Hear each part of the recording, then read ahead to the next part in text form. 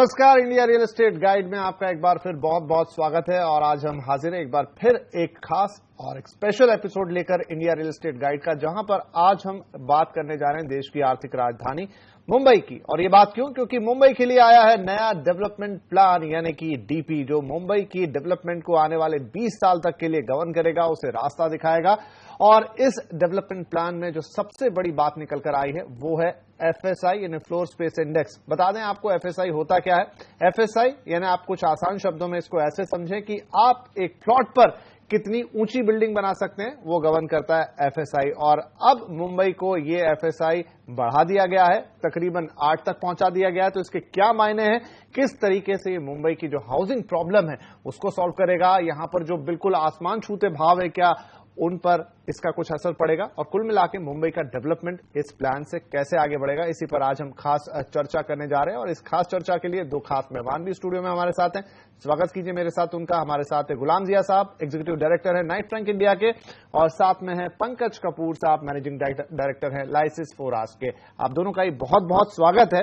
तो चर्चा को हम आगे बढ़ाएं, विस्तार से उसमें जाएं, उससे पहले क्विक रिएक्शन आप दोनों से लेना चाहूंगा। फर्स्ट रिएक्शन जिसे कहें, गुलाम साहब कैसे देख रहे हैं इस नए डीपी को आप मुंबई के लिए?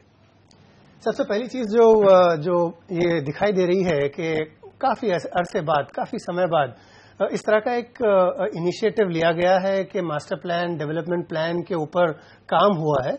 और अगर हम 2034 की बात कर रहे हैं तो काफी लंबे अरसे तक के लिए इसे बनाया गया है। तो पहली चीज तो ये कि एक वेलकम स्टेप है कि इस तरह का किसी कहीं से सोच आई है और उस पर कुछ अमल हुआ है। और दूसरी चीज ये भी है कि इसको बनाने के लिए जो हिसाब से इन्होंने काफी सारे एनजीओज और गवर्नमेंट बॉडीज के साथ साथ पब्लिक से भी रिएक्शंस लिए हैं, वो भी एक बहुत अच्छा स्टेप रहा है। लेकिन अब जितना उसको डीप में हम देख रहे हैं तो उसमें कुछ ऐसे मसाइल उभर के सामने आ रहे हैं कि जिनको शायद अच्छी तरह से समझ लेना जरूरी होगा इससे पहले कि हम इस पर अमल दरामद करें। पहली चीज तो ये कि इंफ्रास्ट्रक्चर, जहां तक मास्टर प्लानिंग का सवाल है, सिर्फ पॉपुलेशन डेंसिटी या एफएसआई इंक्रीज करना, उससे बहुत पहले हमें एक इंटीग्रेटेड ट्रांसपोर्टेशन प्लान या इंफ्रास्ट्रक्चर इंप्रूवमेंट प्लान जो है उसको अमल में लाना जरूरी है। वरना जैसा अगर आज हम देख रहे हैं, अगर सिर्फ दादर की बात कर लें जहां पर हम 7-8 एफएसआई की बात कर रहे हैं, वहां पर कोई ट्रांसपोर्ट और इंप्रूवमेंट होता दिखाई नहीं दे रहा है। और वहां पर फिलवक्त तो लोगों को चलने के लिए जगह नहीं बची। अगर वहां पर अगर हमने 8 एफएसआई कर दिया तो उसके बाद क्या कुछ होगा ये तो शायद हम सोच भी ना पाए। तो कुछ ऐसी चीजें हैं जिन पर गौर करना जरूरी है इससे पहले कि हम इसको एक्चुअली एक्शन में ले आए। राइट। पंकज साहब, आपकी क्या फर्स्ट रिएक्शन होगी? गुलाम साहब जो बातें उठा रहे हैं जाहिर तौर पे सही बातें हैं, लेकिन फिर भी आप ओवरऑल पिक्चर क्या देख रहे हैं? देखिए, लार्जली मैं बिल्कुल एग्री करता हूं, और लेकिन दूसरा कोई रास्ता भी नहीं है। अगर आप बढ़ाएंगे नहीं ये प्रॉब्लम, एफएसआई तो इस प्रॉब्लम को सॉल्व भी नहीं कर सकते। आज एफएसआई की इसके लिए जरूरत हो गई क्योंकि जो रिजिम था, जो मुंबई शहर की एक इकोनॉमिक रेलेवेंस है, जिसकी वजह से इतने ज्यादा लोग यहाँ पे आते हैं और जिसकी वजह से ये डेंसिटी बढ़ के आई, उस हिसाब से हमने एफएसआई की रिजिम पास्ट में बहुत कम करके रखी। आज मुंबई जो है वो वर्ल्ड की लार्जेस्ट बिल्टअप एरिया डेंसिटी की जगह मानी जाती थी। हम बात तो करते थे 468 स्क्वायर किलोमीटर का एरिया है हमारे पास, लेकिन जो बिल्टअप एरिया है जिसपे U1 जोन है और रेजिडेंशियल बना है वो केवल 70 स्क्वायर किलोमीटर है। और आप ये भी देखिए, कुछ 33 स्क्वायर और 30 स्क्वायर किलोमीटर का जो एरिया है मुंबई के अंदर वो स्लम है। और ऐसा स्लम क्यों हुआ? क्योंकि रिस्ट्रिक्टिव एफएसआई थी। रिस्ट्रिक्टिव एफएसआई की वजह से आदमी तो आते रहे तो जमीन पे भार तो बढ़ता रहा, लेकिन हमने डेवलपमेंट रिस्ट्रिक्टिव रखा। इसके लिए अनअफोर्डेबिलिटी रही, लैंड कॉस्ट बहुत ज्यादा बढ़ती गई। अनअफोर्डेबिलिटी रही तो लोग बाग अपने जीविका के पास ही रहेंगे और इसके लिए स्लम क्रिएट होते चले गए। ये काम बहुत पहले हो जाना चाहिए था, लेकिन जो आज हो रहा है। और इस एफएसआई की रिजिम का एक और भी सबसे बड़ा जो तथ्य है कि आज हमको क्यों चाहिए, अगर हमको पुरानी प्रॉब्लम को भी सॉल्व करना है तो उसके अंदर इकोनॉमिक उसकी जो इम्ब्रोग्लोस बन गए हैं कि आज आप स्लम ड्वेलर्स को हटाएंगे कैसे, उसको हटाने के लिए आपको फिर से कंस्ट्रक्ट करना पड़ेगा, तो इकोनॉमिक वायबिलिटी भी बनानी पड़ेगी। तो जब तक हम हायर एफएसआई नहीं देंगे तब तक हम इसको सॉल्व नहीं कर सकते। तो ये जरूरी है कि इंफ्रास्ट्रक्चर एक मेजर कंसर्न है, लेकिन आज की जो बहुत जरूरत है कि हम डेंसिटी का रीडिस्ट्रीब्यूशन करें। आज जो एरिया क्लॉग्ड हो गए हैं हम वहां पे उसकी डेंसिटी का रीडिस्ट्रीब्यूशन करें। साथ में एक और भी चीज देखी कि हम अगर पिछले डीपी के हिसाब से देखें 52% ऑफ द डीपी रोड आज बनी नहीं है मुंबई के अंदर। आज हमारी क्लॉग्ड है सिचुएशन। बिल्कुल, तो ये बड़ा महत्वपूर्ण होगा कि इससे पहले आई थिंक 1991 में आया था पिछला डीपी, तो आपने अगला डीपी तैयार कर लिया है, लेकिन पिछले डीपी पे आप कितना आगे बढ़े? मिसाल के तौर पर 18% आपने एलोकेशन किया था कि आप रोड्स बनाएंगे, पाथवे बनाएंगे, उसमें से कितनी रोड्स बनी, और अब आपने एलोकेशन बढ़ाकर 20% किया है। तो पहले पुराना पैमाना कहां तक पहुंचा, फिर नए की बात करेंगे। चलिए इस बात को आगे बढ़ाएंगे, लेकिन यहां पर मुझे लेना होगा एक छोटा सा ब्रेक। तो शुरुआत हमने कर दी है, ये वेलकम स्टेप है, दोनों हमारे यहां पर मेहमान बता रहे हैं, लेकिन उसके साथ इफ एंड बट्स बहुत सारे जुड़े हुए हैं। अब ये इफ एंड बट्स कहां लेकर जाएंगे? क्या डेवलपमेंट प्लान उसी दिशा में जाएगा जहां ले जाना चाहते हैं, या मुश्किलात बहुत ज्यादा होंगे? ये चर्चा करेंगे इस छोटे से ब्रेक के बाद। ये सारा रीडेवलपमेंट होगा, क्योंकि बंबई में ग्रीन फील्ड नाम की कोई शय बची नहीं है। ये सारा ब्राउन फील्ड डेवलपमेंट होने की वजह से आपको ये जो पुरानी इमारतें हैं उनको रीडेवलपमेंट करना होगा। जो पुरानी इमारतों में करंटली सोसाइटीज हैं जहां पर लोग छोटे छोटे मकानों में, फ्लैट में रह रहे हैं, पहली चीज तो उन सबको एक जगह एकत्रित करना अपने आप में एक बड़ा मसला है। उसके बाद लीगल प्रॉब्लम्स खड़े होंगे। चलिए उस सबको आपने अगले 3-4 साल में हल भी कर लिया। उसके बाद चूंकि डेंसिटीज 2 से अगर 8 की तरफ जा रही हैं, तो जाहिर सी बात है आपका वर्टिकल डेवलपमेंट होगा, आपको हाई राइजेस बनाने होंगे। और आज की तारीख में जो हाई राइजेस की कॉस्ट है वो 5 से 7 हजार रुपए स्क्वायर फीट चल रहे हैं। तो अगर 5 से 7 हजार रुपए स्क्वायर फीट मेरी कॉस्ट ऑफ कंस्ट्रक्शन है, उसके बाद मैं रीसेटलमेंट करने के लिए उन लोगों के लिए जो रिहेबिलिटेशन करूंगा उसका कॉस्ट है, उसके बाद प्रीमियम की भी मुझे कॉस्ट देनी है बीएमसी को।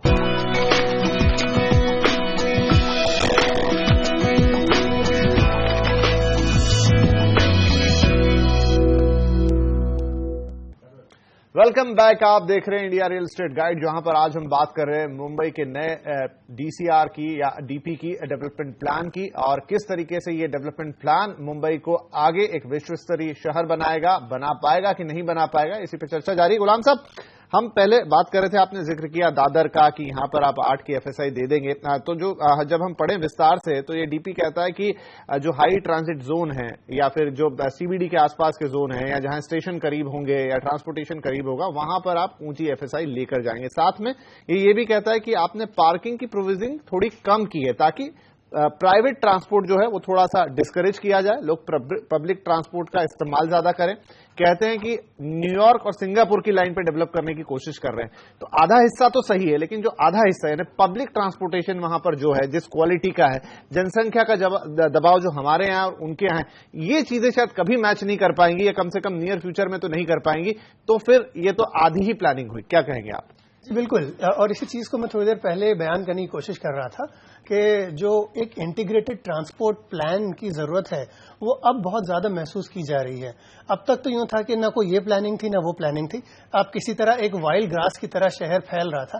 आज जब हम एक मास्टर प्लान या एक अप्रोच, एक इंटीग्रेटेड अप्रोच की बात कर रहे हैं, तो उससे पहले हमें जरूरत होगी कि पब्लिक मोड ऑफ ट्रांसपोर्ट के बारे में ज्यादा सोचा जाए। आप एक तरफ कह रहे हैं कि आप कारों की संख्या के बारे में काफी चिंतित हैं, आप उसे कम करने के लिए पार्किंग कम कर रहे हैं, लेकिन उसके साथ और क्या हो रहा है जिसके लिए public mode of transport improve होगा?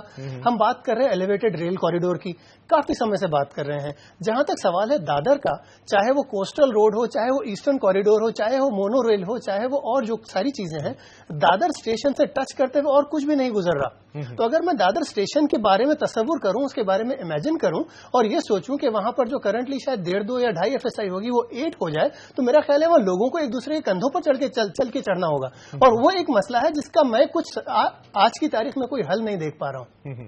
राइट, लेकिन थोड़ा लॉन्ग टर्म सोचे, क्योंकि जैसा पंकज जी आपने मुद्दा उठाया कि उपाय क्या है, फिर करना तो पड़ेगा ही, नहीं तो आप कहां जाएंगे, कैसे रहेंगे। अगर हम एग्जांपल लें कि जो हमारी मेट्रो आई घाटकोपर वर्सोवा से लेकर आगे अंधेरी वाली, वहां पर अब हमने देखा कि डिकंजेशन होना जो था वो होना शुरू हुआ है। आपके पास ईज ऑफ ट्रैफिक आया है, जो कई बार उस रोड पे 2-2 घंटे तक आप फंसे रहते थे, अब वो सफर 20-25 मिनट में पूरा होने लगा है। तो क्या आगे चलते हुए इस तरीके से इंटीग्रेट किया जाए, काम में तेजी लाए और सभी ट्रांसपोर्ट सिस्टम को इस लेवल पे ले आया जाए कि वाकई में जो एफएसआई है और साथ में जुड़ा हुआ ट्रांसपोर्ट सिस्टम है, ये दोनों एक साथ चलें, ऐसा आपको नियर फ्यूचर में होता दिख रहा है? देखिए, जो जिस तरीके की सोच रही है और जिस हिसाब से पिछले कुछ सालों में जो इम्प्लीमेंटेशन हुआ वो जरूर लगता है। और शायद मेट्रो जो बहुत पहले आ जानी चाहिए थी और बहुत लेट से आई, और उसने जो कुछ चेंज लेकर के आया, उससे जरूर लगता है कि ये ये हैबिट्स चेंज कर सकती है।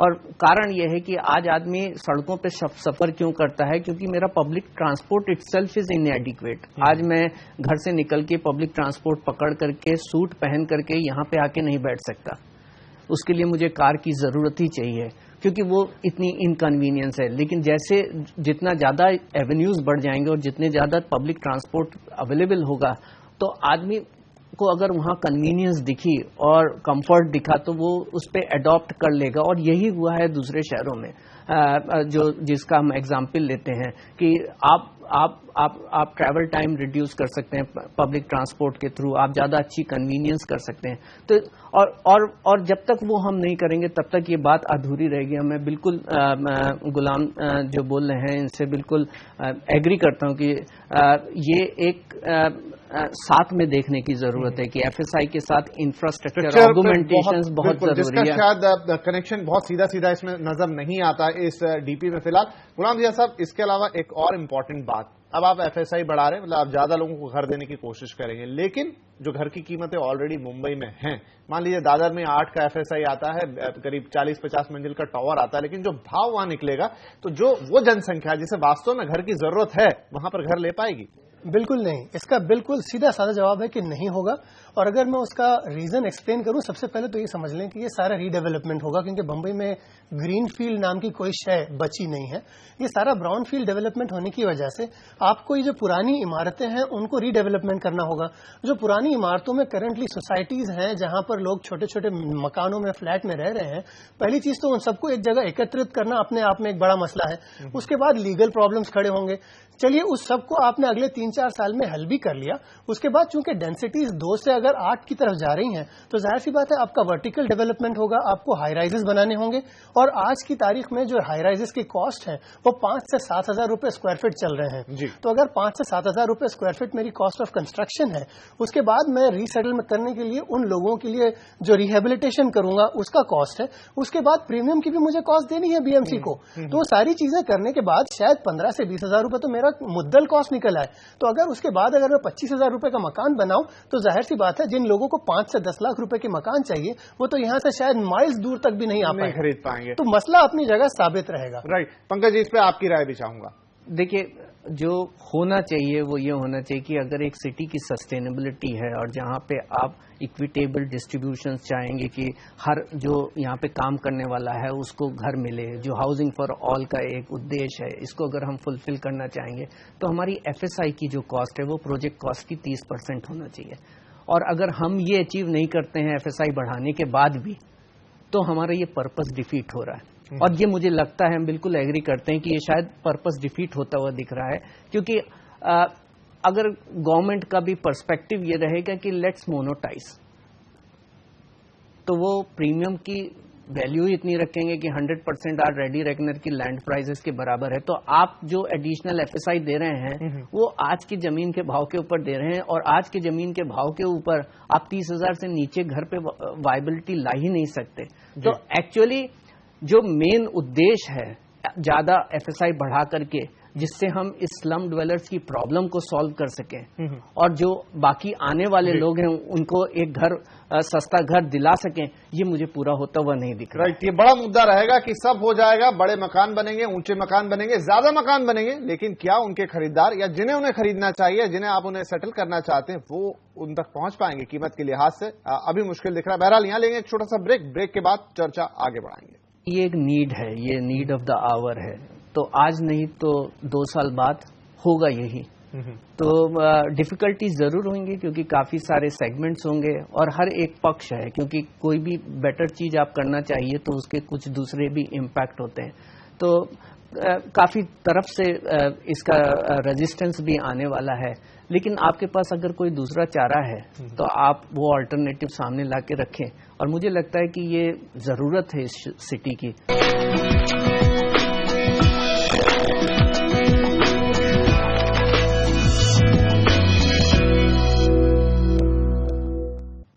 Welcome back. आप देख रहे हैं India real estate guide special, जहां पर आज हम बात कर रहे हैं मुंबई में एफएसआई बढ़ाने की जो इस समय तैयारी है। नया यहां पर डीपी आ गया है, उस हिसाब से अब कैसे शहर का डेवलपमेंट होगा। गुलाम जिया साहब, कई बातें हमने की। इसके अलावा एक और इसमें चेंज आ रहा है कि जो मुंबई का ग्रीन कवर है, खासतौर पे आरे, जब मेरे ख्याल से सबसे बड़ा इलाका जो ग्रीन दिखता है वही इस समय रह गया, उसके लिए भी प्लान आ गया है। करीब 70% उसका अब आप डेवलपमेंट में जाता हुआ देखेंगे ना, 30% का ग्रीन कवर रह जाएगा। ये शहर के लिए कितना ठीक है, जहां पूरी तरह से कंक्रीट का जंगल ऑलरेडी बन चुका है। ये अगर मैं as a real estate expert या रियल एस्टेट के शख्स की तरफ से कहूं तो शायद ये अच्छा है, क्योंकि बिजनेस बढ़ेगा। लेकिन अगर एज ए सिटीजन मैं इस बात को हैंडल करूं तो मुझे बड़ी चिंता है। मुझे चिंता इस वजह से है कि जो ग्रीन स्पेसेस हैं, जिनको सिटीज के लंग माना जाता है, फेफड़े हैं ये इस शहर के, उन लंग्स को हम दबा रहे हैं, तो जाहिर सी बात है सांस तो रुकेगी। और इस चीज की सबसे बड़ी चिंता है कि अगर हम जो बहुत कम हमारे ग्रीन स्पेसेस रह गए हैं, अगर हम उन पर भी कंक्रीट जंगल बनाना शुरू कर दें तो शायद आगे बढ़ते, शायद मैं मेरी अगली जनरेशन को ग्रीन सिर्फ कागजात में दिखा पाऊंगा, जमीन पर नहीं दिखा पाऊंगा। राइट। और पंकज साहब, एक और आंकड़ा जो बताता है कि आपके और मेरे लिए भी शहर में जगह कम हो गई। जो पिछला यहाँ पर डीपी था 1991 का, उसमें 2 स्क्वायर मीटर का पर पर्सन ये जगह थी, ओपन स्पेस थी, और सबर्ब्स के लिए 5 तक जाती थी। लेकिन नए डीपी में ओवरऑल सिटी के लिए, पूरे एमएमआर के लिए अब वो 2 स्क्वायर मीटर रह गई, यानी आपके और मेरे लिए जो ओपन स्पेस है अब वो भी कम हो गई है। या बट मैं ये सोचता हूँ कि ग्रीन कवर दूसरे ढंग से भी लाए जा सकते हैं। और जैसे अगर आप शिकागो का एग्जाम्पल ले लीजिए, तो आज छतों को भी बाग और बागान की तरीके से डेवलप किया जाता है। तो एक सिटी की रिक्वायरमेंट है, आज की करंट प्रॉब्लम है, उसको मुझे सॉल्व करना है, तो मुझे करना ही, तो मेरे पास अगर कोई और चारा है तो हम कर सकते हैं। एक सबसे बड़ा चारा था कि हम इस सिटी को ऐसे ही छोड़ दें और 20 ट्रांस हार्बर क्रिएट कर दें। वो भी नहीं होता हुआ दिख रहा है कि हमारे पास ज्यादा से ज्यादा लैंड उधर की तरफ अवेलेबल हो। आप बिल्कुल सहमत हूं कि एज ए सिटीजन्स शायद कागज के ऊपर ही ग्रीन कवर दिखेगा, और या फिर हम इनोवेटिव मेथड्स के ऊपर दीवालों पे या छतों के ऊपर ग्रीन कवर लेकर के आएंगे। 10 सेकंड में अब आपकी राय चाहूंगा इसे कंक्लूड करने के पहले। गुलाम साहब, पहले आपसे कि बन गया है प्लान, अप्रूव भी हो जाएगा, कितना प्रैक्टिकल लग रहा है आपको? काफी दोभर लग रहा है प्रैक्टिकलिटी के हिसाब से, क्योंकि काफी सारे जो अड़चने जिनके बारे में हमने पिछले 10-15 मिनट में गुफ्तगू की है, इन सबको सामने रखते हुए लगता है कि काफी कठिन काम है। राइट। पंकज जी, मैं थोड़ा चेंज सोचता हूं, क्योंकि ये एक नीड है, ये नीड ऑफ द आवर है। तो आज नहीं तो 2 साल बाद होगा यही। तो डिफिकल्टीज जरूर होंगी, क्योंकि काफी सारे सेगमेंट्स होंगे और हर एक पक्ष है, क्योंकि कोई भी बेटर चीज आप करना चाहिए तो उसके कुछ दूसरे भी इम्पैक्ट होते हैं। तो काफी तरफ से इसका रेजिस्टेंस भी आने वाला है। लेकिन आपके पास अगर कोई दूसरा चारा है तो आप वो अल्टरनेटिव सामने ला के रखें, और मुझे लगता है कि ये जरूरत है इस सिटी की, तो शायद ये करना ही पड़ेगा। चलिए, तो कंक्लूजन कुछ ये निकल रहा है कि जरूरत है और करना ही पड़ेगा, और दूसरा ये है कि करेंगे तो उसके सामने मुश्किलों की कमी नहीं है, दिक्कतें बहुत सारी हैं, और क्या करने की शुरुआत करेंगे और पहुंचेंगे कहां, और अगर कर भी लिया तो क्या जिनके लिए कर रहे हैं उनको उसका फायदा मिल पाएगा, ये तमाम बड़े सवाल हैं। खैर, ये हमारी इस खास सीरीज कह लीजिए उसका पहला ही अंश है, पहली हमने बातचीत की शुरुआत की है, लेकिन ये क्योंकि बहुत बड़ा सब्जेक्ट है, बहुत विस्तार वाला सब्जेक्ट है, तो ये बातचीत आगे भी जारी रहेगी, और इसमें से हम चीजें निकाल कर लाएंगे, उसको और आगे माइन्यूटली इन डेप्थ एनालिसिस करने की कोशिश करेंगे कि नया डीपी शहर को किस तरीके से बेहतर बना सकता है। बहरहाल, इस शो में आ जाने के लिए गुलाम जिया साहब आपका और पंकज कपूर साहब आप दोनों का बहुत शुक्रिया। तो इंडिया रियल एस्टेट गाइड के इस खास एपिसोड में आज के लिए इतना ही, लेकिन आगे भी कई और एपिसोड खासतौर पर मुंबई के ऊपर बातचीत होगी और दूसरे शहरों में भी आपको लेकर चलेंगे हमेशा की तरह। फिलहाल के लिए दीजिए इजाजत, नमस्कार।